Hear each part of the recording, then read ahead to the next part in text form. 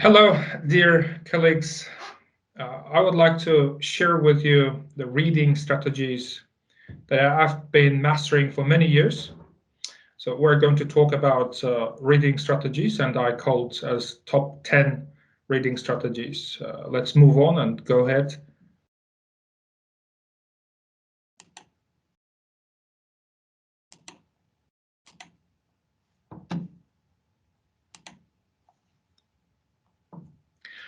So, 10 top-down reading strategies you may use to improve your reading comprehension.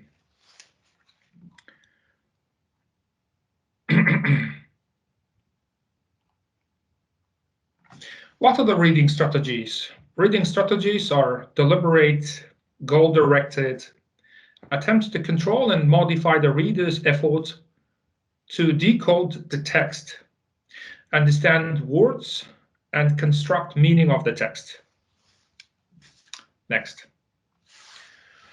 What are the bottom-up reading strategies mean?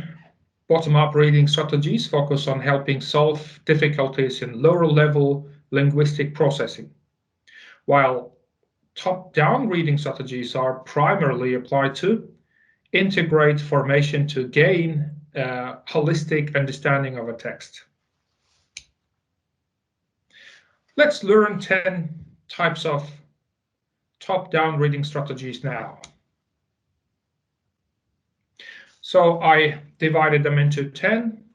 First of all, when you have to consider the reading strategies, you have to think a lot about previewing.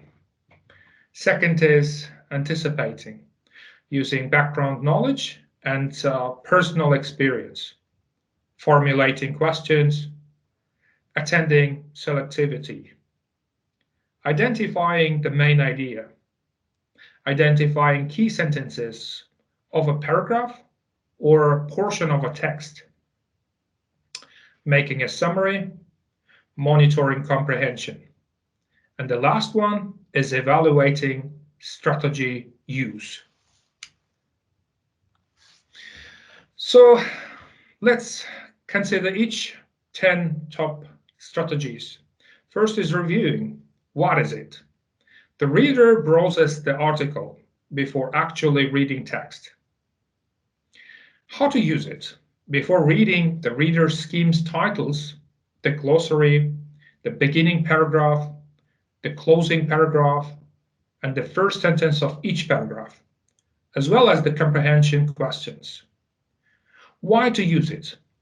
The reader can form an idea about the characteristics of the text, including topic, organization, and difficult levels. Second is anticipating. The reader predicts the content will occur in the succeeding portions of a text based on topic sentences, traditional sentences, conjunctions, and other clues. The reader concisely predicts what author will talk about it next. The reader can form a mental model of the succeeding text, read more actively, and check understanding. Using background knowledge and personal experience would be the third strategy. So what is it? The reader uses his or her general knowledge and personal experience to facilitate reading comprehension. How to use it? The reader connects the reading text with his or her background, knowledge, or life experience to explain, extend, and clarify content, and to evaluate his or her interpretation of the content. The use of background knowledge may facilitate comprehension. The reader can gain a deeper understanding and develop a personal relationship with the content. And if we go further, the fourth strategy would be about formulating questions. When we talk about the formulating questions, the first thing you have to consider is reader raises questions while reading. The reader reflects on what he or she reads actively and formulates questions, for example, what, why, how, who, where, and when, simulated by the text.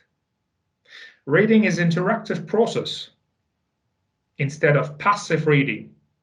The reader should be actively involved in a process of meaning, co-construction. Next is attending selectivity or selectively. The reader selectively attends to specific aspects of the comprehension task and skims other aspects. The reader pays more attention to the portions of the greater importance, such as topic sentence, main ideas, conclusions, and content related to the comprehension questions, and skims less important portions, such as supporting sentences, detailed descriptions, multiple attributes, and etc. The reader can save time, reduces the cognitive load to gain a better mastery of the main portions and the text structure, and answer follow-up questions more effectively. Number 6 strategy, identifying the main idea, which is very important. The reader identifies the main idea of the whole text. The reader reflects, summarizes the reading text, and identifies the sentences that contain the main idea. The reader should pay more attention to the first and the last paragraph, and the first sentence of each paragraph, which usually contain the main idea. Why to use it? The reader can have a better understanding of the theme and substance of the text. Number 7, identifying key sentences of a paragraph or a portion of a text. The reader identifies the key sentences of a paragraph or a portion of a text. The reader identifies the key sentences and understands the main idea of given paragraph. He or she should pay more attention to the first few sentences of each paragraph, which are usually the key sentences. Why to use it? The reader can gain a better understanding of a main point of a certain paragraph or a portion of a text. Number 8, making a summary. What is it? The reader summarizes and reflects what he or she has read already. How to use it? After reading a whole paragraph or an entire article, the reader summarizes the general idea, what she or he has already read. Why to use it?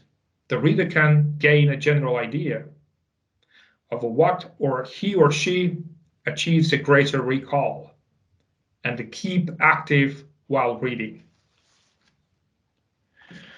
Number 9, monitoring comprehension.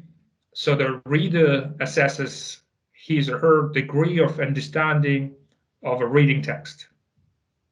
The reader evaluates his comprehension by assigning a value between 0% and 100%, indicating what percentage of a content he or she can understand. Why to use it? The reader can maintain awareness of his or her reading comprehension. And the last one is evaluating strategy to use. The reader assesses his or her application of the strategies. The reader evaluates his strategy use effectiveness by assigning a value between 0 and 100% satisfaction. The reader can stay aware of his or her strategy employment and use strategies more effectively in future practices. So I divided the 10 sections, 10 strategies to improve your reading skills. I hope that it's going to help you a lot. If you have any questions, I would give you my email address so you can directly contact me. Do not hesitate. Thank you very much for your attention.